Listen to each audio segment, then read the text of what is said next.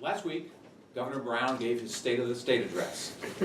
Just this past Tuesday, President Obama gave his State of the Union address. As our club president, I feel it only fitting that I should report to you on the state of our club. Here is where being a Toastmasters organization really pays benefits. Unlike the governor and the president, I'm restricted to how long I can speak. In this case, 5 to 7 minutes, followed with a 2 to 3 minute question and answer period. So I'm forced to be laconic. Members of Naval Postgraduate School, Toastmasters Club 2032, I am happy to report that the state of our club is strong.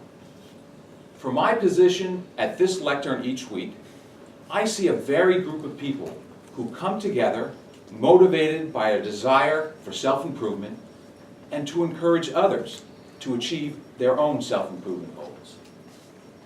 Despite some probably frayed nerves when called upon to talk, or when delivering a prepared speech, such as now, I typically see everyone enthusiastically engaged in our meeting, enjoying the proceedings, and having fun. But rather than just speak anecdotally about our club, I'd like to draw some empirical information from 3 areas that allowed me to draw my conclusion on the strength of our club, and which I hope will support your similar conclusions. Those 3 areas include our recently completed club survey, our membership numbers, and the development and involvement of our members within our club. Last month, we had over 1/3 of our club membership, 12 of 34 members, return the Toastmasters How Good Is Your Club survey. The responses, in large part, reflected that the membership is pleased with what we're doing, and that as a club, they affirmed the direction that we're taking. When we talked last week with the officers and we were reviewing the results of the survey, Carl really hit the nail on the head when he said, the results of the survey mean that our club is doing well. I couldn't agree more. Now, from the survey, most of the comments that we received and the largest number of areas or remarks we received concerning the largest area of concern involved the timeliness, or in our case, the not-so-timeliness, of the ending of our meetings. Yes, this concern has merit.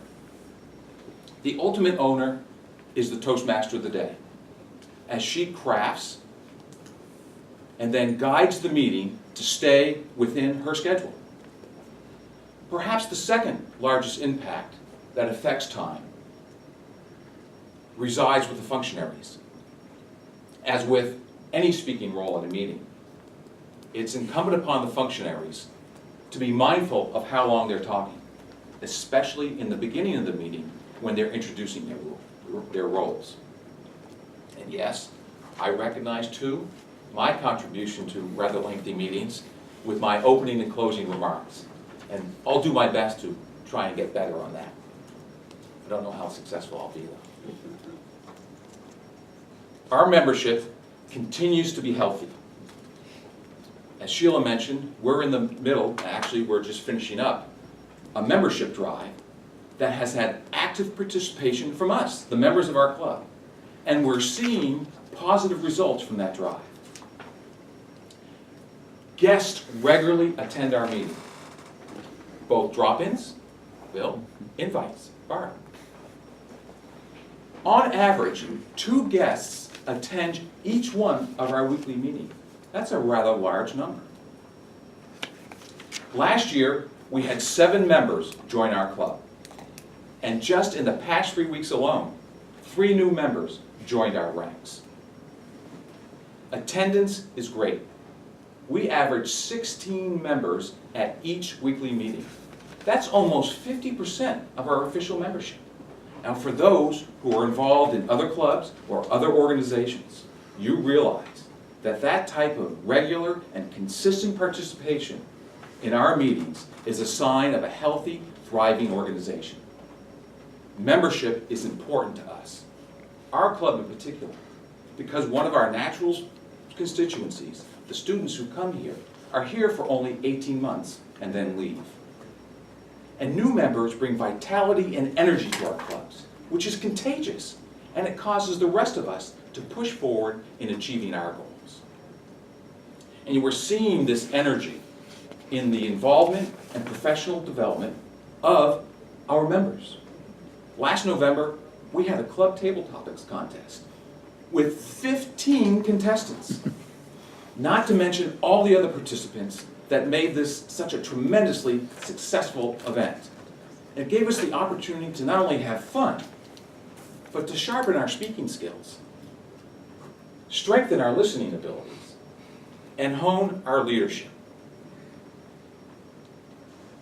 4 of our members completed their competent communication manual for the first time, and many others are making great strides within their own plans to achieve this milestone.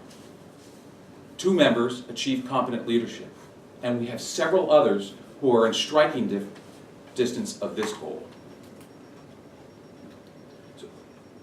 But put aside the check block progress that most of us are making through our manuals, and what we can really decide on the success of our club is that we can see the continuing, steadily confidence that we have in our public speaking as we gather each week. So members of Club 2032, the state of our club is indeed strong.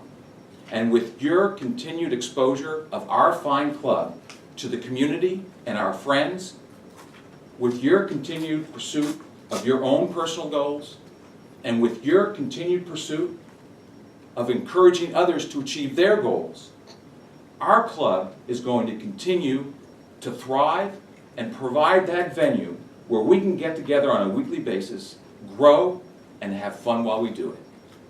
Madam Toastmaster, I'm now available for some questions.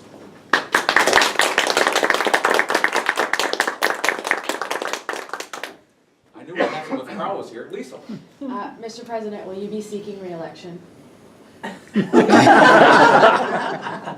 That's an interesting question, and I have not, at this point, given it any significant or serious thought. But when I come to that decision, I'll be more than happy to share it with the club. Annette? Mr. President, is there a reason why you didn't use your thumbs like this with your speaking? You know, As in Speaker Boehner? well, President no, Nixon? I see it with everyone in their State of the Union addresses. Oh, okay. Well, this is a smaller place. So I can just do this stuff. Any other? Yes. May I make a little bit of a clarification on our membership drive? We're Yes. just transferring, we're continuing our membership drive, but we'll be transferring to a new leader. So Sheila will be handing this off to Kyle when she comes back, and she'll take it over for another couple months Great. and come up with something new and creative to draw more members in. Thank you. Are there any other questions? Well, it's got to be something. Yes. Mr. President, can you tell me what the second area of concern was? You mentioned the first was. I don't know that I can. Okay. Well, actually, there was no specific second. In general, most of the results were really positive. But when you looked at them, it was really evident that people were concerned about the timeliness of the ending of their meetings. And I think that's a common occurrence, a common comment we've all had. And I know that I've had conversations with Tatiana about it and other officers. And how do we tighten down and get to the end timely? Don't have all the answers, but yes. What's your retention in the club? So what's the average length of club membership? I don't know specifically. I know that we've got some significantly long-timers. Carl's been here at this club for Decades. decades, right, yeah, I think so. I think he transitioned from radio to TV when he was here at this club. Yeah. Arnie's a long time, and we have some other graybeards. that Decades, have but been fewer here than quite some time. Arnie, yeah. Thank you. Yeah. Jack? But do you have people who come and drop out after a short We do. period of time? Unfortunately, on average, we probably maintain somewhere around 34, 35, 36 members. So while we gained 7 members last year, we lost about that many as well. And as I mentioned, a good proportion of those are students that come and they move on.